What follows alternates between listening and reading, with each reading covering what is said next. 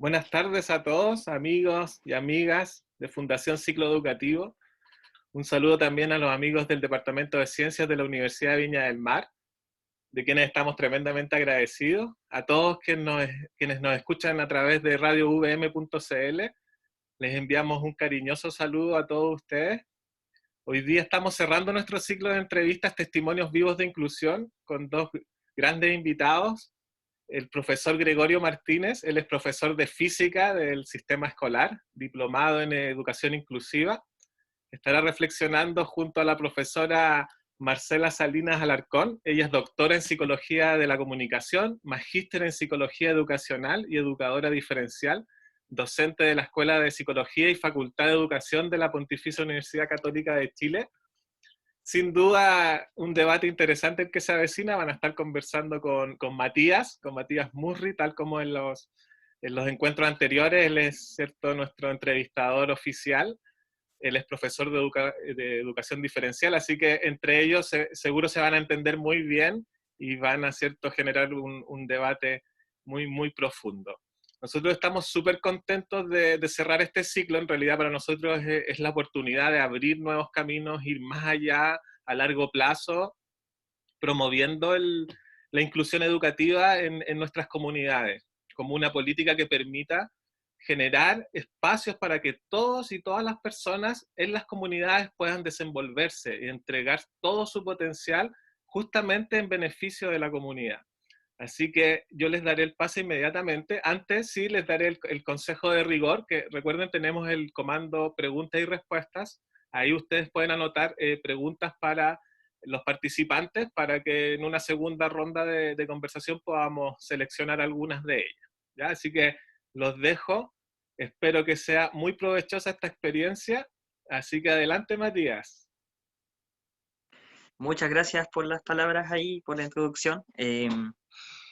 Sí, pues para mí esta es una instancia muy grata de poder compartir y poder reencontrarme también con el colega Gregorio, ya, profesor de física, y poder entrevistarlo también, conocer su experiencia, conocer qué es lo que ha sido de su pasar por la universidad. Ahí contar también que con Gregorio compartimos la misma edad y también tenemos la similitud de compartir, de ser coterráneos, de ambos ser de la comuna de San Antonio. Entonces, también contar ahí que él egresa en el mismo año que yo, en el año 2005 del colegio, ¿ya? De, de cuarto medio. Y yo desde ahí que lo conozco a él, lo conozco desde esa instancia. ¿Ya? Esta es como una instancia de reencuentro con Gregorio y en ese sentido me gustaría hacerle algunas preguntas, pero relacionadas con su experiencia y su pasar por la universidad. Entonces voy a lanzarme al tiro con la primera pregunta que le tenía a Gregorio. Primero saludarlo y darle la bienvenida como corresponde. Hola Gregorio. Hola, Matías, gracias. Y también a Marcela, la profesora Marcela, que fue la profesora y tutora, por decirlo de algún modo, en el ámbito universitario en el caso de Gregorio. También le doy la bienvenida. Buenas tardes, Marcela. Bueno, parto con las preguntas, ¿ya? Y me gustaría preguntarle en este aspecto a Gregorio, ¿qué es lo que él destacaría del sistema escolar universitario en términos de procesos de inclusión? ¿Qué es lo que Gregorio destacaría? La verdad, Matías, que cuando yo llegué a la universidad, fue el primer alumno que iba solo a la universidad, sin una persona que lo acompañara para Ujú, tomar apunte o lo que fuera necesario. Y yo me quise ir solo. Y me conseguía el apunte con los compañeros, que eran muy solidarios. ujú, Yo me preocupaba de ver quién tomaba mejor apunte y ahí sacaba y estudiaba y me la averiguaba, tomaba obviamente menos ramos, pero al Ujú, fin y al cabo lograba el objetivo. Y el claro. apoyo de todos los docentes Ujú. del equipo Piane y de todos los que me ayudaron a salir adelante. Perfecto. ¿Tú en qué universidad estudiaste, Gregorio? En la Pontificia Universidad Católica De Valparaíso, ¿cierto? De Ah, de Santiago. Santiago, Ah, ok, de Santiago. de Santiago, porque ahí está la carrera de De física. licenciatura en física, Ah, porque en perfecto. Valparaíso está la de física, que, que no te enseña tanto Ujú. como en la Católica de Santiago. Ah, claro. A mí en ese sentido me gustaría preguntarle también a la profesora aquí presente, Marcela, ¿qué importancia le otorga ella a la participación de los estudiantes en el aula y cómo se valora la diversidad en los procesos de inclusión educativa? ¿Cómo valoran ustedes ese proceso? Bueno, hoy la importancia de la participación es tan relevante como el aprendizaje. ¿Y Ujú, por qué lo señalo? Porque son dos aspectos que se articulan en términos de la autonomía, en términos de la toma de decisiones, en términos de la libertad para optar, tal como ujú, lo ha indicado Gregorio, de optar para estudiar una carrera que se imparte en determinada institución y que esa institución ofrezca todas las garantías para desenvolverse en condiciones de equidad claro. respecto a las que tienen sus compañeros. Ah, perfecto. Porque claro, destacable eso que comenta Gregorio, que principalmente la autonomía que tenía él para poder desarrollar los ejercicios, me imagino que de física, porque física tiene cierta complejidad también, la, las fórmulas, me imagino, ¿no es cierto? Ciertos cálculos que tienen que hacer, ¿no? Y todos sabemos que la física no es una materia simple, tiene cierta complejidad y en ese aspecto me gustaría preguntar qué desafíos o con qué obstáculos se encontró Gregorio al momento de tener ayudantes o apoyo en la universidad. Si es que Gregorio pudiera contar Eh, alguna anécdota. yo,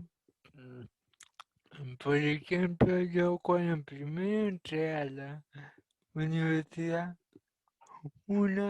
la persona que me ayudaba en la casa a hacer tarea, Ujú. me acompañaba a dar las interrogaciones que se llaman en la universidad. Y, y afortunadamente un día la llegó tarde la niña Ya. y el profesor me puso un ayudante. Yo me escribió la prueba, Ujú. la cual me resultó mucho más rápido hacerla.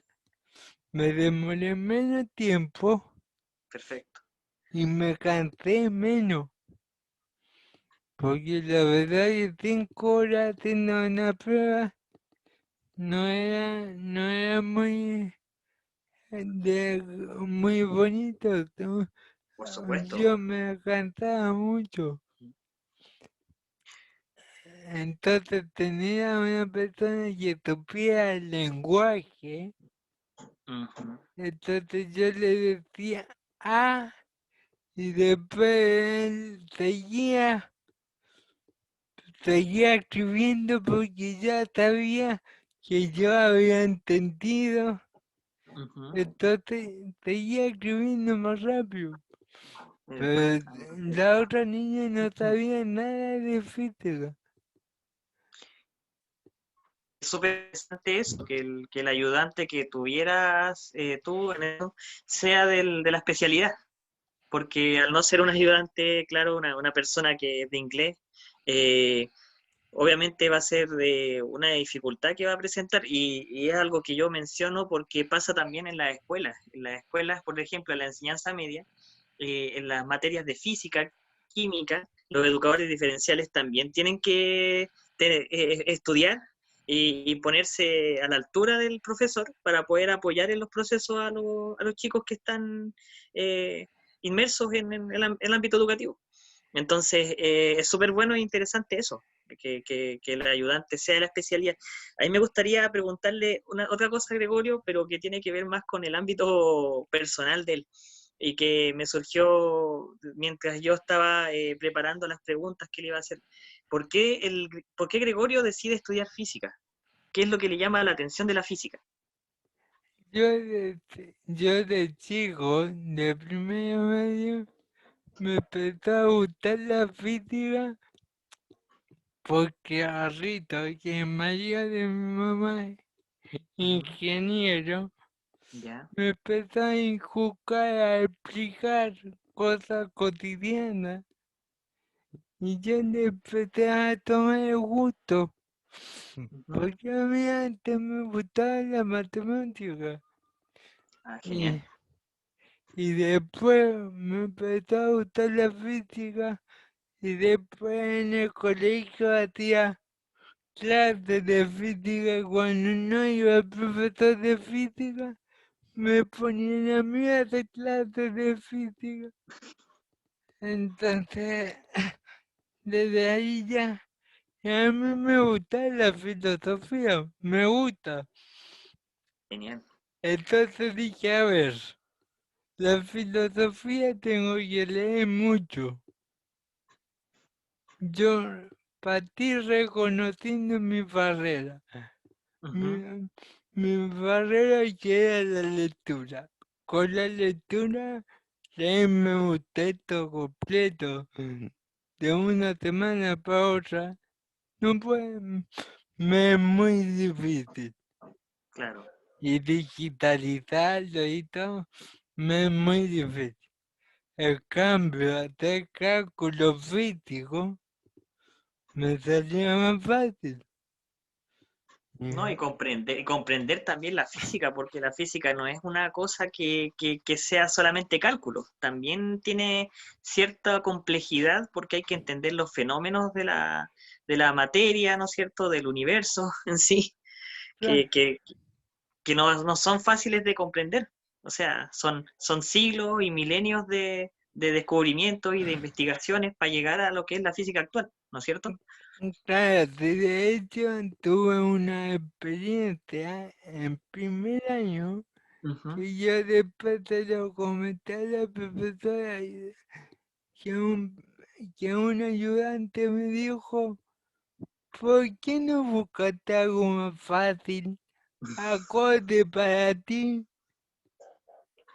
No le dije porque a mí me gusta la física y voy a Perfecto. estudiar física. Ujú. Y entonces esto me motivó más a seguir estudiando física. Y ahí los profesores me iban orientando Ujú. para tomar los ramos, Ya. porque yo tomaba menos ramos, de a 2 ramos por semestre. Ah, entiendo. Ujú. Entonces tomaba uno de matemáticas y uno de física. Ya, Entonces, hasta que ya terminé matemáticas y ahí tomé física. Pero ahí yo pensé que me iba a demorar más en salir. Pero claro. después me di cuenta que se me hizo más fácil la universidad Ujú. y ya me fui como avión, como diría un profesor querido de la universidad. Ujú. Entonces ahí se me hizo no más fácil, sino ya me acostumbré. Me Es como hago, lo que, claro, es como lo que uno diría y que es la motivación por desafío. Uno se motiva cuando te encuentras algo desafiante. claro, Es claro, interesante eso. Ujú. claro, los laboratorios también, que Ujú. te trabaja con agua a 100 grados Celsius y, Claro.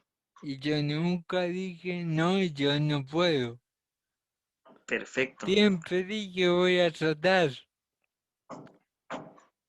No, eso es súper valorable porque no se ven los casos, siendo bien honestos, como los casos de Gregorio y otros casos de personas en situación de discapacidad, es algo que no es el común actualmente y es lamentable porque las universidades debiesen generar estos procesos. Y en ese aspecto me gustaría preguntarle a la profesora Marcela qué elementos ella destacaría de las universidades en Chile en los procesos de inclusión de estudiantes con discapacidad o en situación de discapacidad, para decirlo correctamente. Algunos de esos elementos ya están expresados por Gregorio. El primero tiene que ver con la actitud de quienes participan en la institución, que recibe, por cierto, a los estudiantes, que en este caso son las universidades, la actitud de la persona que presenta discapacidad, en términos de una actitud positiva, contribuye a que el desafío, que en este caso se trazó Gregorio, lo pueda haber alcanzado. Pero de alguna manera es la actitud de una sociedad que apoya un proceso de inclusión. Claro. Sin embargo, la actitud también tiene que estar acompañada por una serie de otros elementos que están, por cierto, relacionados.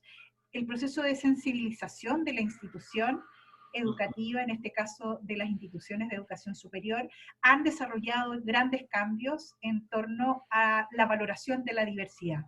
Y eso no solamente en términos de la característica diversa que pueda presentar una persona en términos personales, sino también culturales. Hoy día estamos hablando de diversidad y estamos pensando en migración, estamos pensando en género, estamos pensando en pueblos originarios, en discapacidad, en nivel socioeconómico y en tantos otros aspectos que nos hace ser mejor ciudadanos.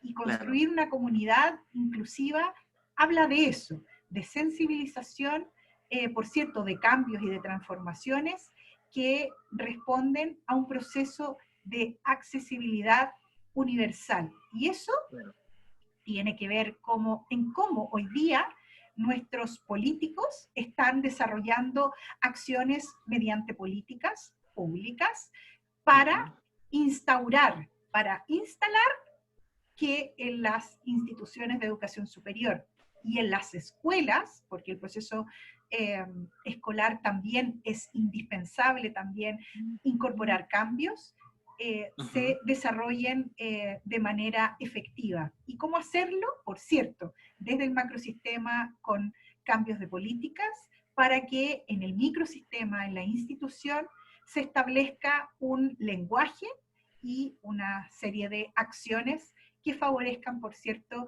este proceso de valoración de la diversidad y también de la educación inclusiva. Súper con esa respuesta. Pero en ese sentido, me gustaría preguntarle si usted considera que todas las universidades o la mayoría de las universidades en el país están en el mismo camino, o es solamente esto un sello de ciertas universidades, o solamente algunas universidades son inclusivas, o hay unas que son más inclusivas que otras. ¿Qué opinión tiene al respecto de eso? Hoy día tengo la opinión de lo que te refería. Hoy día no queda la buena voluntad. Hoy día es ley. Yeah. Por lo tanto, esta normativa se debe aplicar, se debe implementar, porque somos todos ciudadanos, sujetos de derecho, de, por cierto, apelar al derecho de acceso a la educación de calidad e inclusiva. Por lo tanto, hoy día estamos todos en el mismo camino. Aquel que se esté saliendo y no esté cumpliendo con esta normativa y con la implementación de acciones efectivas y eficientes para personas con discapacidad o bien para personas que presenten algún tipo de diversidad, no estarían cumpliendo la ley. Y eso nos declara en un momento distinto a 5 años atrás. Cuando hablamos de accesibilidad, estamos hablando de una accesibilidad en la infraestructura, porque existe una ley para que Claro. toda institución pública o privada tenga rampas y que no, el proceso, digamos, de no incluir esa rampa, ya refiere un proceso de exclusión y discriminación, que estaría atentando con una legislación que ya fue aprobada. Estamos Claro. hablando de un sistema de accesibilidad, de admisión especial, de un proceso que se incorporan adecuaciones, apoyos, tal como lo ha señalado Gregorio, que se incorporaron ajustes. Esos ajustes tienen que ver con las condiciones de equidad, y eso no es ventaja, eso refiere a un proceso de incorporación de adaptaciones, incorporación de apoyos personales, tecnológicos, educativos y materiales, por cierto, que no solamente corren por un gasto institucional, sino también por el Estado. El Estado está proporcionando diferentes recursos para apoyar y velar para que esto así suceda. Y eso entonces requiere de un proceso de intercambio que hoy día está siendo muy positivo a través de la red de instituciones de educación superior, RESI, que lidera la quinta región, la región metropolitana, instituciones del norte y del sur. Y eso tras un largo proceso de intercambio con personas con discapacidad. Es decir, desde las instituciones, nosotros como académicos, como profesionales de la educación, estamos ofreciendo distintos apoyos, recursos y guías para que otras instituciones se sumen. Sin embargo, de alguna manera, el Estado, Ministerio de Educación, el Servicio Nacional de la Discapacidad, han contribuido en gran medida para que la red avance y, por cierto, para que todos podamos ofrecer este sistema de educación de calidad y cada vez aumentando la cobertura y la matrícula, por cierto. Eso es súper importante destacar, los trabajos o los procesos que se desarrollan en red. Yo hace poquito también tuve la experiencia, pero a nivel provincial, de participar en redes interescolares, en donde se habla y de los procesos de intercambio y de las acciones inclusivas que tiene cada escuela. Y creo que esa experiencia es súper enriquecedora y positiva de compartir. Creo que es súper bueno graficar eso, que las universidades están en ello, están en redes, y esas redes están posibilitando, yo creo, que las prácticas inclusivas se estén desarrollando y llevando a cabo como corresponde.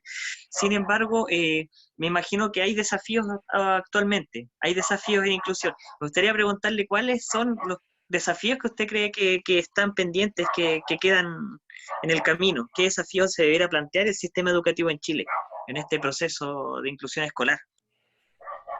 A nivel Cumplir macro, con la ley. no solo el universitario. Yo sé que es una pregunta quizás un poco más... de alguna manera lo como que tiene que ver como país, ¿no? El cumplimiento de la ley pasa también por una fiscalización y en gran medida también estamos al debe, no solamente en las instituciones de educación superior, sino también en las instituciones educativas a nivel escolar, y eso refiere a un proceso conjunto, que por cierto no es fácil alcanzar los niveles óptimos de calidad.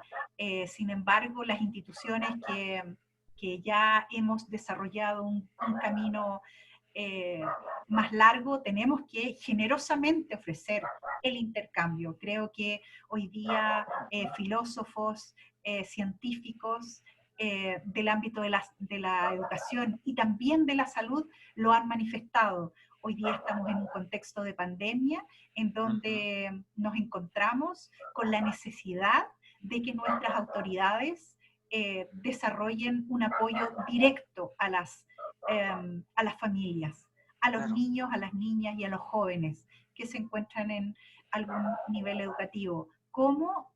Ofreciendo en un futuro próximo, por ejemplo, Internet gratuita.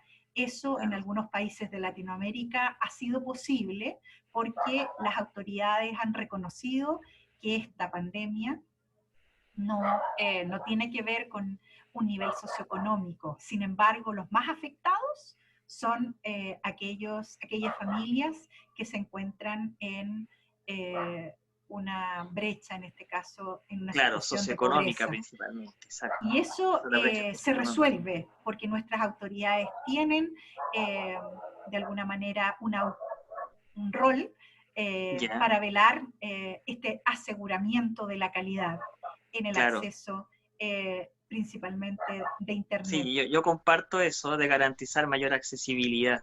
El tema de la fiscalización, en mi opinión, bueno, con el decreto 170 siento que ha sido un poco burocrático desde el punto de vista de la documentación que hay que recopilar y todo aquello. Pero sí es necesario desde el punto de vista también del diagnóstico integral, que es algo que sí es necesario también llevarlo a cabo dentro de los procesos. Y un buen diagnóstico lleva también a una buena intervención, es lo que yo siempre he pensado como profesional, que creo que es necesario también. Y ahí, Matías, Pero, tú señalas algo muy importante. Yo creo que el paradigma de educación se ha transformado.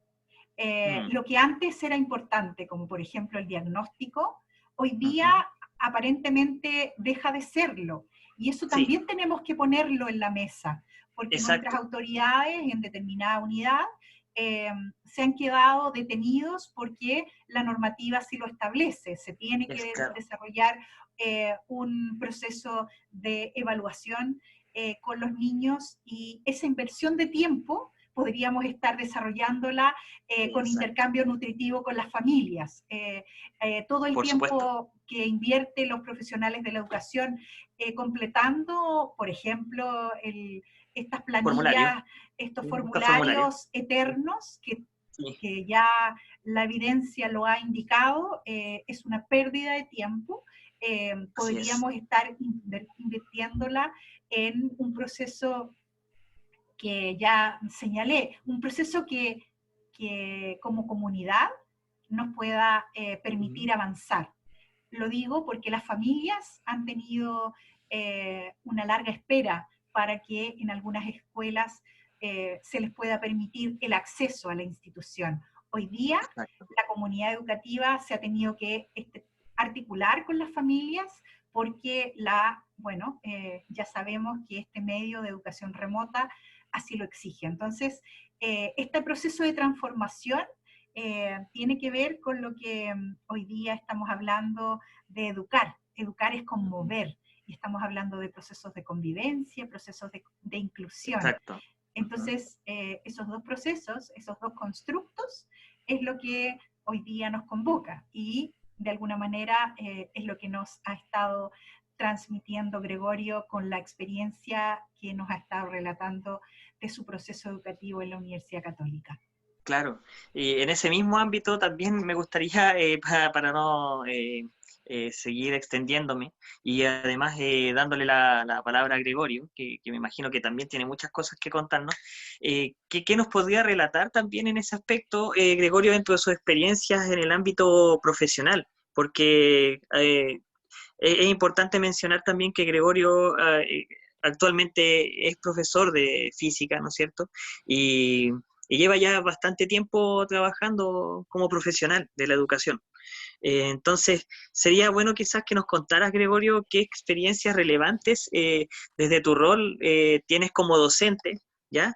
Y cuáles son tus desafíos también a futuro, desde el punto de vista también de lo laboral, porque si bien vemos que hay desafíos en el ámbito de la inclusión, desde el punto de vista del estudiante, también pueden haber quizás desafíos desde el ámbito de lo laboral desde tu perspectiva como profesional.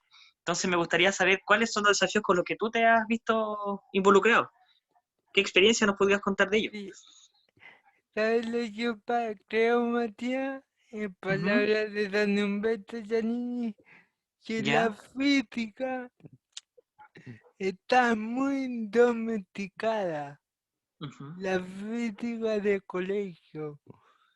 Los problemas todos son para que den exactos los números, para que calculen, pero no hay problemas reales, cotidianos.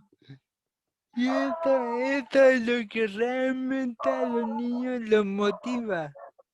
Cuando son experiencias cotidianas, cuando uno va a la zona de desarrollo próximo, que habla Vygotsky Ujú. del alumno, porque si no uno no puede hacer un aprendizaje, el alumno no puede hacer un aprendizaje Significativo, significativo.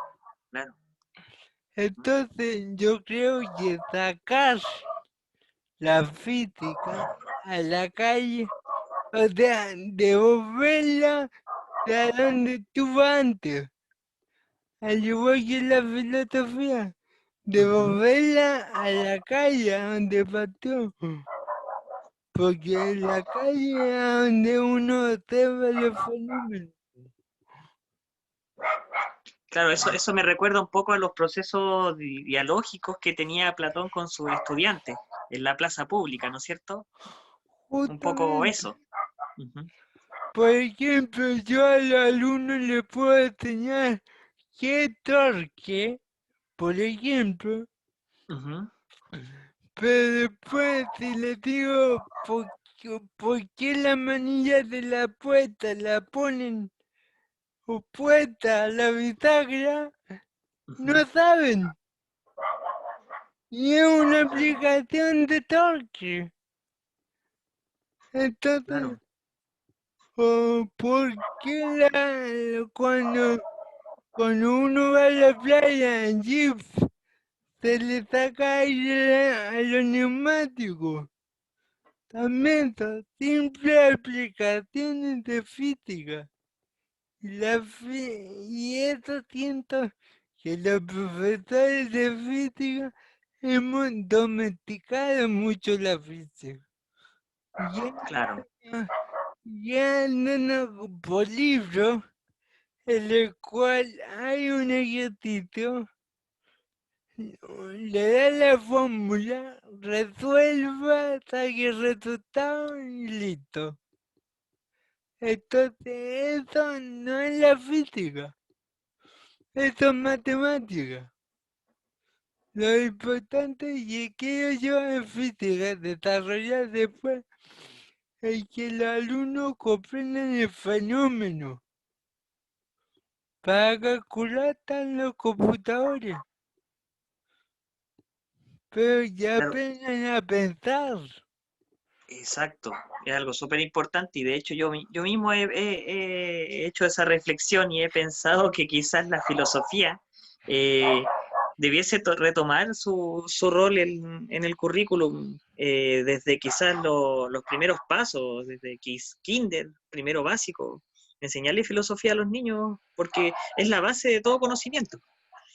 En eso concuerdo mucho contigo, Gregorio, y lo habíamos conversado antes en otras instancias previas a esta entrevista, y concordábamos en ello, la importancia de la filosofía, y a mí también me gusta bastante la filosofía, desde, no sé, leer, por ejemplo, a Descartes, hablábamos el otro día de Nietzsche con Gregorio, entonces tenemos harto tema en común ahí al respecto. Y en el ámbito de la física también, yo creo que la física tiene mucho de filosofía en sí, porque comprender los fenómenos que nos envuelven el universo es algo que es súper complejo. Newton no llegó a la teoría de la gravedad, ¿no es cierto? De manera casual, o sea, bueno, sí lo hizo de manera casual, pero a través de mucha observación, Y de ¿no es hecho, cierto? ahí, ahí hay un error de concepto que todavía sigue hasta ahora. Ujú, Uno piensa que uno está aquí por la gravedad. Uno está en el suelo por la gravedad. ujú. Y resulta que la gravedad es una consecuencia de la curvatura espacio-tiempo.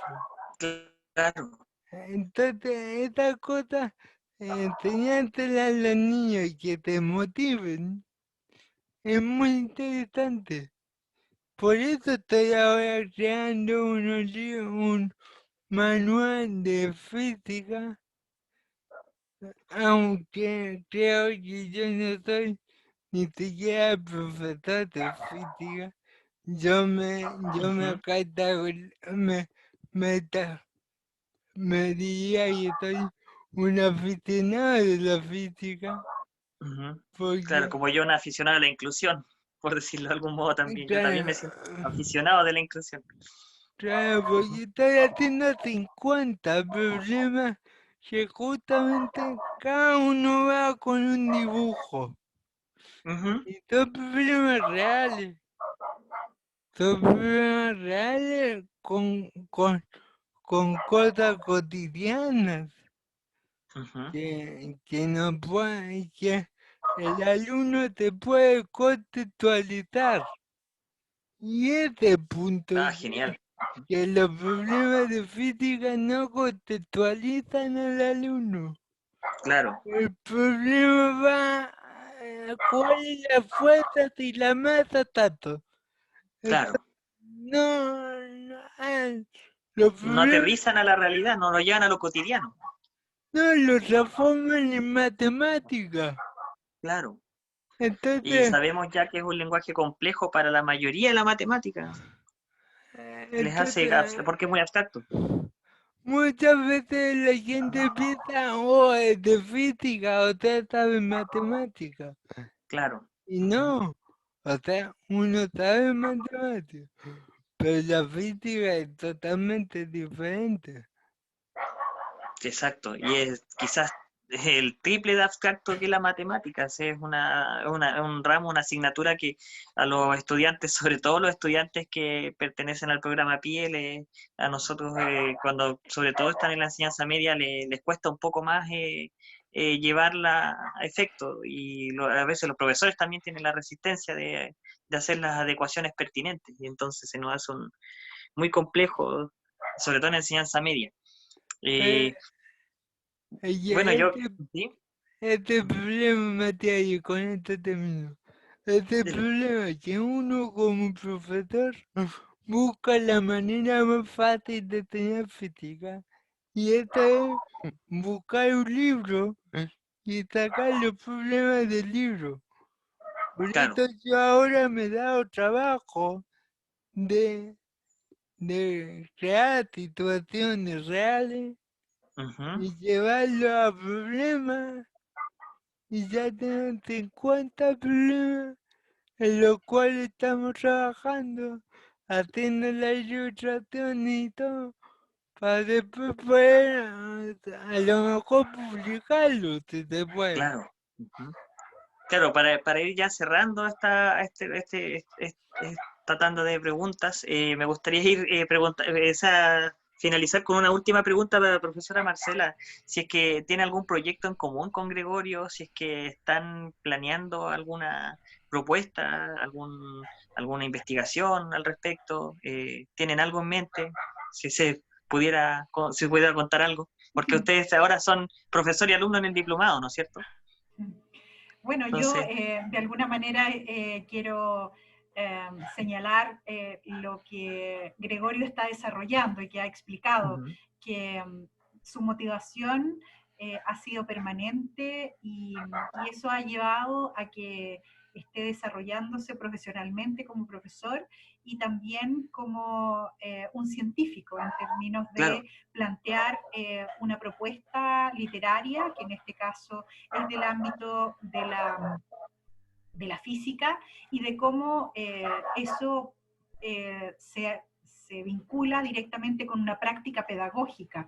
Es decir, estoy tratando de apoyar lo más posible para que ujú, esa publicación salga pronto, porque todos los profesores no solamente de física, sino también de otras áreas, se van a ver beneficiados. Hoy día estamos hablando de aprendizaje basado en proyectos, en donde cada profesor no trabaja en islas, sino más bien trabaja de manera conjunta, y eso podría ser altamente beneficioso para trabajar entre profesores de literatura, profesores de física, profesores de matemáticas, de artes, en el uso de este libro, que va a estar seguramente prontamente publicado, porque esa información, ese conocimiento aún no está instalado. Entonces, en gran medida tiene que ver en que más bien Gregorio es quien está desarrollando mucho más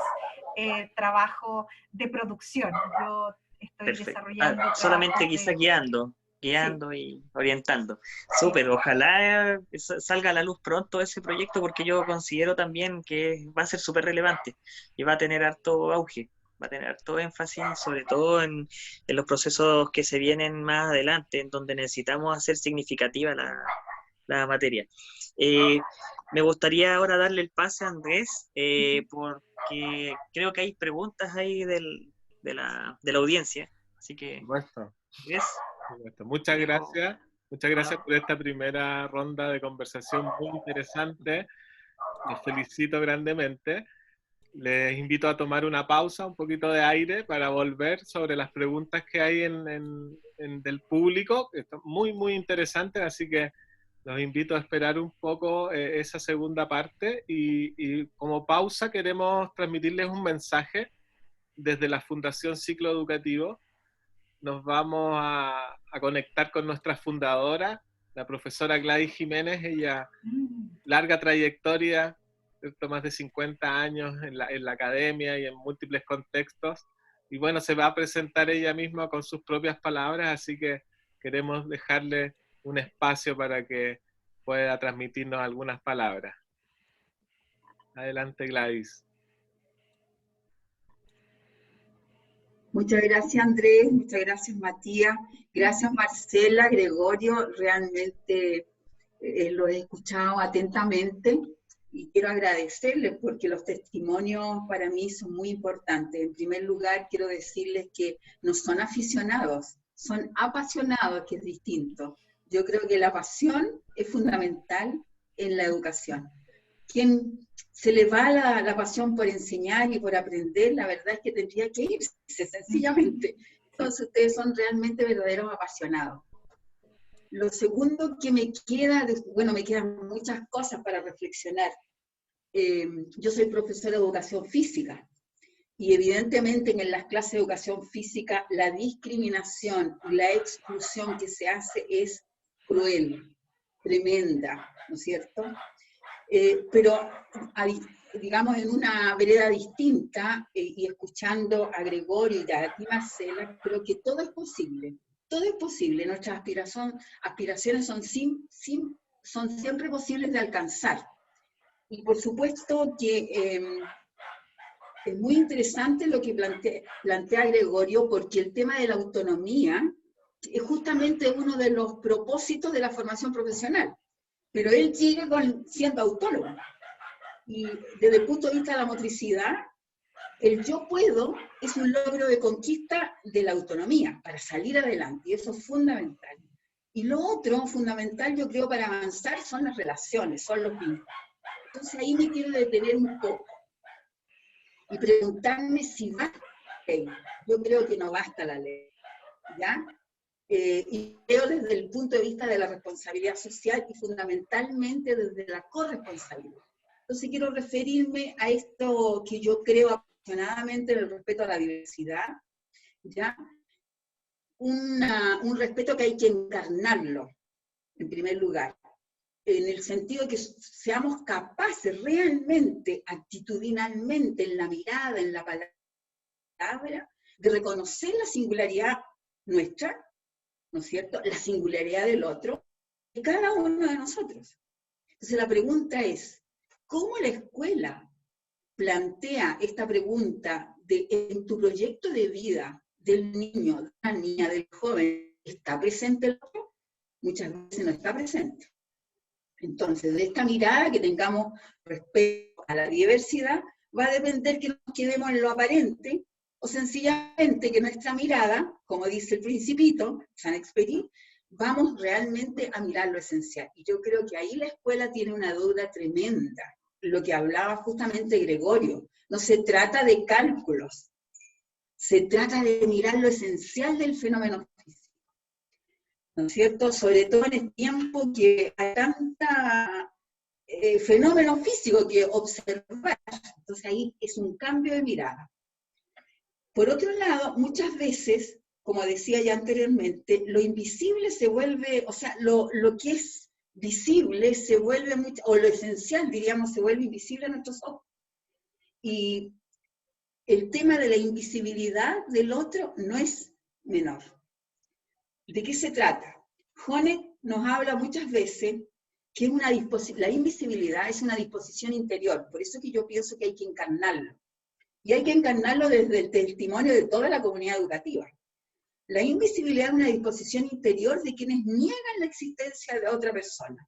No solamente sus características diferentes, sino niegan todo, constituyendo una falta de reconocimiento a la dignidad de la persona. Y en tanto dignidad, somos todos exactamente iguales.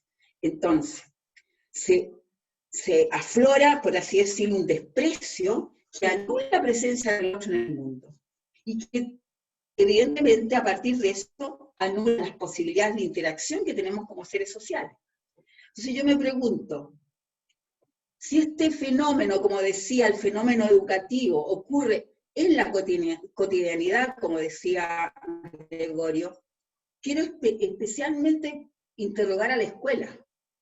Interrogar a la escuela cuando discrimina, excluye a aquel alumno o aquel profesor o profesora que piensa distinto. ¿Ya? ¿Y por qué quiero plantearlo desde la escuela? Porque esto de construir esta mirada del otro, de que el otro es igual en dignidad y que es diverso tanto como yo, es un aprendizaje. Y la escuela es la que tiene una deuda respecto a ese tema. Por eso yo pienso que no basta la ley. Hay un tema de corresponsabilidad. Hay un tema del camino de la comunicación de calidad prosocial. Es decir, emprender un diálogo con el otro, que a lo mejor pensamos distinto, pero que nos vamos a encontrar en algo que es común. Y ni siquiera a veces nos encontramos, no hay nada común entre nosotros. Pero entonces interrogo al otro, no para descalificarlo, sino para saber y comprender por qué piensa distinto a mí. Y yo creo que eso falta. Si un niño levanta la mano y dice, profesor, tal cosa, inmediatamente el profesor lo discrimina porque pensó distinto, porque no es sumiso y sencillamente lo excluye de la sala. Lo excluye incluso de la escuela. Excluye a los profesores que piensan distinto de la escuela. Eso no puede ser posible. No puede ser. Entonces ahí hay un tema de corresponsabilidad, de colegialidad en el fondo. Entonces, ¿por qué razón? Porque tales comportamientos, pienso yo, de discriminar al otro porque es diferente, constituyen patologías sociales, que van quebrando el tejido de las relaciones unos con otros. Entonces, nos tenemos que cruzar de brazos, así como que no pasa nada, como que esto que pasa lo meto debajo de la alfombra, como que no está presente, todo lo contrario. En eso, Gregorio nos ha dado un testimonio maravilloso. Él dice, reconozco mis barreras, y a partir de eso toma las decisiones. Eso es maravilloso, ¿ya? Si tú piensas distinto a mí, ¿por qué no vamos a conversar? ¿Por qué no nos vamos a dar la mano en aquello que tenemos en común, como decía? Entonces, dejo plantear estas preguntas, porque yo creo que en la medida que vamos respondiéndole, construyendo respuestas de toda una comunidad educativa, vamos a ser capaces de realmente hacer realidad el tema de la educación inclusiva. Y vuelvo al tema de la ley. La ley norma. Pero si la persona no está convencida Gregorio decía en el ciclo pasado, en la conversación pasada, que se quedó en la caverna, ¿no es cierto? Saca la cabeza y dice, vuelve de nuevo a la resistencia. Si esa persona vuelve a la caverna, ¿no es cierto? Y no se da el espacio de construcción con el otro de esta vida, porque es con el otro, no es sola, todo se construye con el otro. Entonces, ahí hay una deuda respecto a lo testimonial que debe ser la actuación del profesor, de los directores, de las directoras, de nosotros como madres, abuelas, etcétera, de manera de construir este diálogo intencionado que tiene la intensidad o la intencionalidad de comprendernos, para ser uno, para hacer lo que decía Matías y Gregorio y tú misma, de ser ciudadano. ¿Ya? Entonces, yo creo que, pienso que nos falta mucho, mucho, no solamente en las universidades, porque en las universidades también se discrimina a quienes piensan distinto al otro, discriminan porque, no sé, porque fue con ropa que no le gustaba al otro, porque, no sé, ¿ya?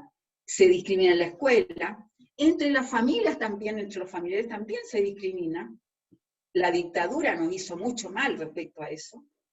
Entonces, yo propongo el diálogo de calidad prosocial, un discurso intencionado donde conversamos, no para ponernos de acuerdo y que tú pienses igual que yo y yo piense igual que tú, sino para comprender, preguntar para comprender. Por eso yo creo que la ley no basta, hay mucho que hacer en la escuela.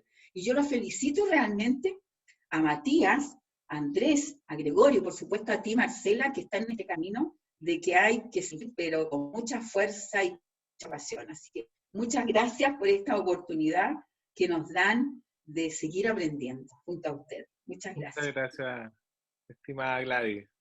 Muchas gracias. Muy conmovedoras sus palabras. Y aprovechando entonces los últimos 10 minutos que tenemos, vamos a tomar algunas preguntas de la audiencia y así les devolvemos, ¿cierto?, la conversación a Matías, a Marcela y a Gregorio. Queremos seleccionar en primer lugar la pregunta de Carlos Holguín. La voy a leer textual para no tergiversar su mensaje. Y dice, ¿de qué manera o en qué momento se produce en una organización el salto entre la ejecución de una norma hacia un proceso autodeterminado o autodirigido de inclusión? Esa sería la pregunta, entonces quizás pueden responder ambos con la mediación de Matías. Adelante, Matías. Ya, sí, es una pregunta bien compleja porque las instituciones tienen que tener esa intencionalidad de la que hablaba Marcela, la actitud, por decirlo de algún modo, para hacer ese salto. Al menos la experiencia que yo he tenido, yo me he visto involucrado en los procesos de desarrollo del proyecto educativo institucional de la escuela. Entonces, he podido darle ese enfoque inclusivo al proyecto educativo mismo. Y al hacerlo de esa manera, he podido gestar quizás el salto hacia una mirada inclusiva. El proyecto de la escuela en la que trabajo tiene un enfoque que en su misión es declarado como respetar los valores de la diversidad, ¿no es cierto? Entonces, va un poco por esa línea, por esa mirada. El darle el énfasis, el enfoque y el respeto que se merece, ¿no es cierto?, a la diversidad. Me hace mucho eco también las palabras de la señora Gladys, en donde mencionan, ¿no es cierto?, esto de las relaciones de poder quizás que se generan y del diálogo y la comunicación prosocial. Yo creo que no se da en todas las instancias y uno lo puede visualizar en cada escuela, que los diálogos, las conversaciones, las intenciones van más por la línea de yo doy un discurso, pero quiero que el resto siga mi discurso y siga mi línea. No doy mi discurso para aceptar y valorar las diferencias de los otros, respetando también las opiniones de los otros. Entonces, nos falta todavía ese cambio cualitativo. Yo concuerdo mucho con la señora Gladys en ese aspecto. Hay mucho por hacer, pero creo que ese salto, se da en la medida en que somos conscientes de cuánto nos falta. cuánto nos falta como institución para ser realmente inclusivos y también en cuando vamos a preguntarnos, nos preguntamos si realmente somos inclusivos o no. Creo que por ahí va, desde mi perspectiva. No sé qué podría agregar profesora Marcela.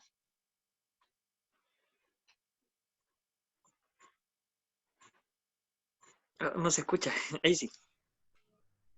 A mí me gustaría invitar también primero a Gregorio, porque muy en la línea yo creo que de lo que está pasando en la escuela podría ser complementario a lo que posteriormente voy a señalar a nivel institucional. Gregorio, ¿qué te parece seguir tú?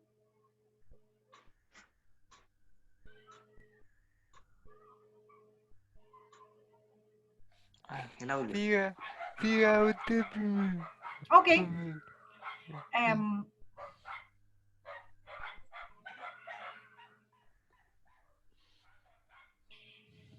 El salto, bueno, tiene que ver en cómo también desde la actitud, con la política que se establece en la institución, se desarrolla de manera autogestionada.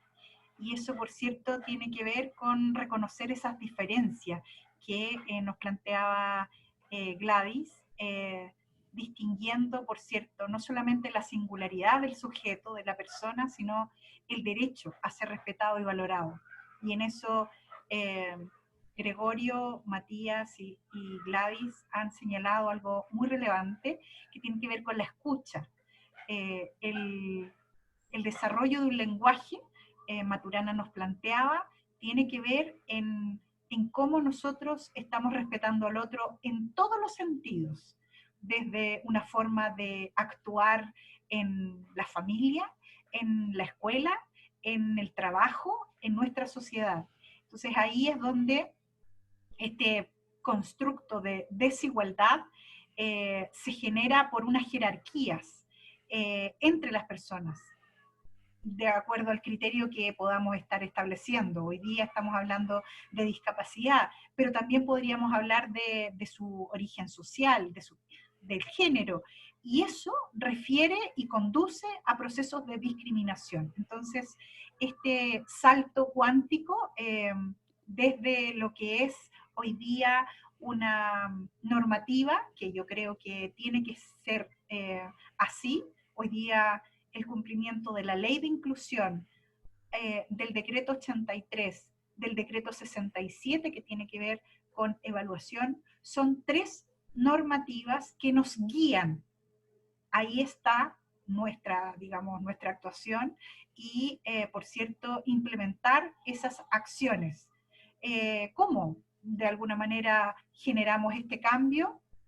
A través de un proceso de coenseñanza, lo que estamos desarrollando aquí, visualizando este texto, este libro que va a promover un intercambio entre profesores de distintas áreas del conocimiento, en donde hoy día ya estamos realizando un trabajo autodidacta, por cierto, de colaboración entre profesores de distintas asignaturas, porque la situación de pandemia, el contexto de educación remota así lo exige.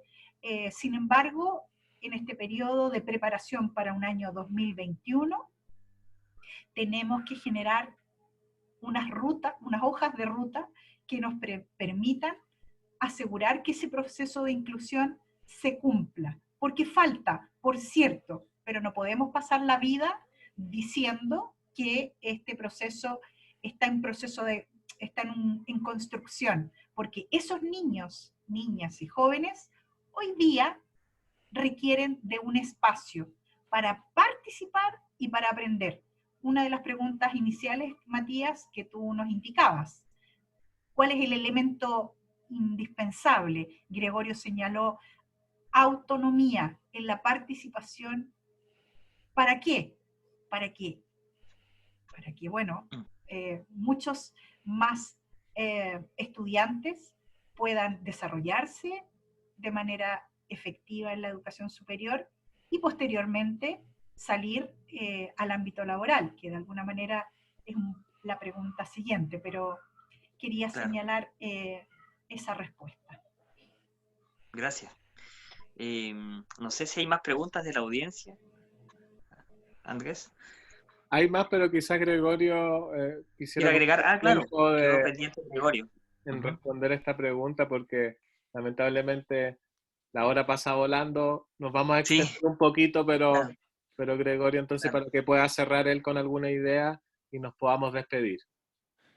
No, la verdad es que yo cuando entré a trabajar a un colegio de arte física, si bien el director, como todas las personas, tienen algunas presiones, ¿cómo va a enseñar? ¿Cómo va a poder escribir en la pizarra? ¿Cómo lo va a hacer? Y yo ahí ya venía preparado desde la universidad con una estrategia que me enseñaron para poder desenvolverme solo y poder llevar a cabo todas las tareas. Y justamente lo que me enseñó mi profesor Raúl, la pelota tiene que pasársela a los estudiantes. Los estudiantes son protagonistas de la clase. Tú estás solo guiándolo. ¿Qué es lo que pasa en estos momentos? Que se deja al estudiante como un sujeto pasivo que escucha, que escribe y que se queda callado. En cambio, transformar a un sujeto activo que pregunte, que indague, que reflexione y además uno, claro, tiene más trabajo por la pregunta que tiene que formular, pero el método a mí me sirve mucho.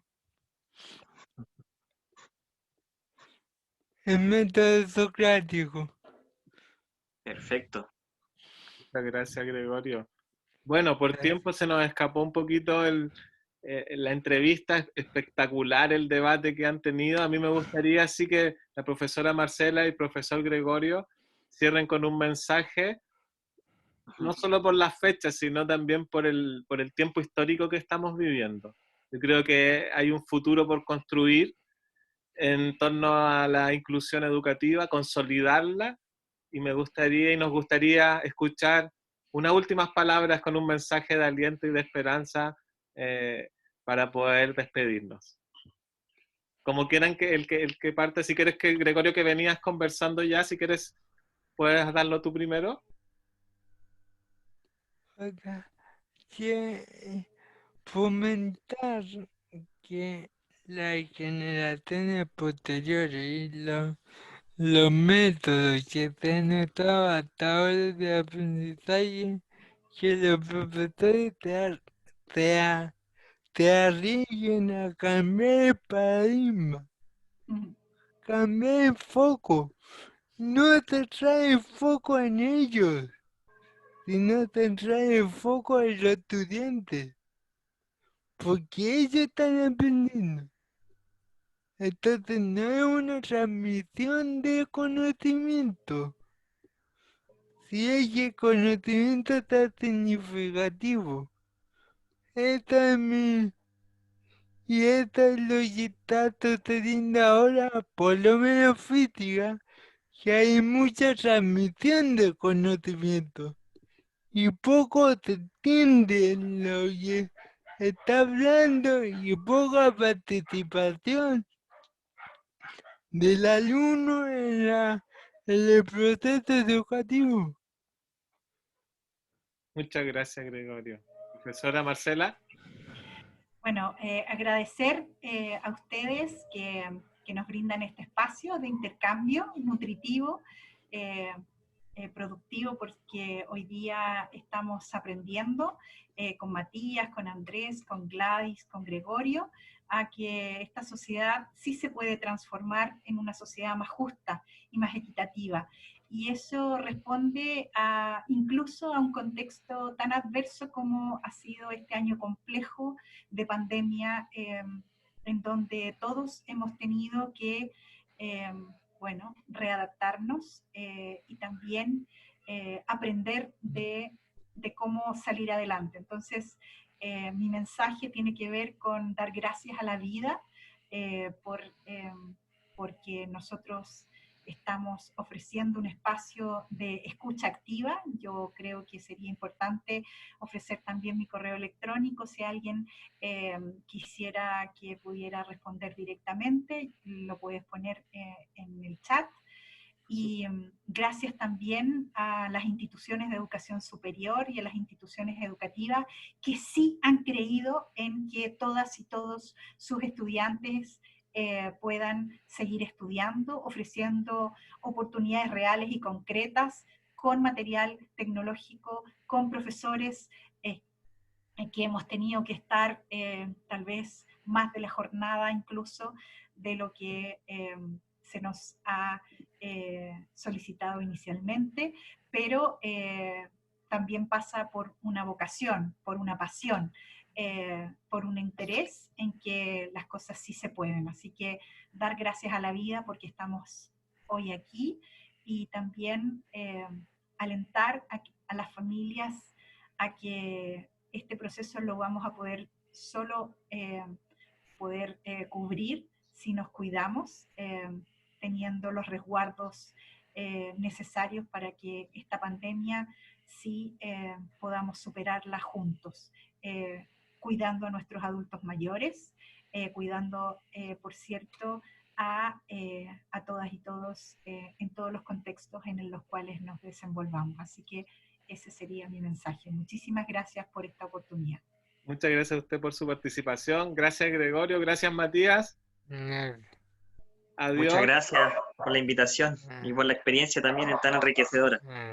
Que le agradezco un montón a Marcela y a Gregorio y a Andrés también por la invitación y por sus palabras también a Gladys. No está presente, pero muy agradecido también. Muchas gracias. Adiós a todos. Un gusto, que pasen unas felices fiestas y un feliz año nuevo. Adiós. Felices fiestas. Adiós.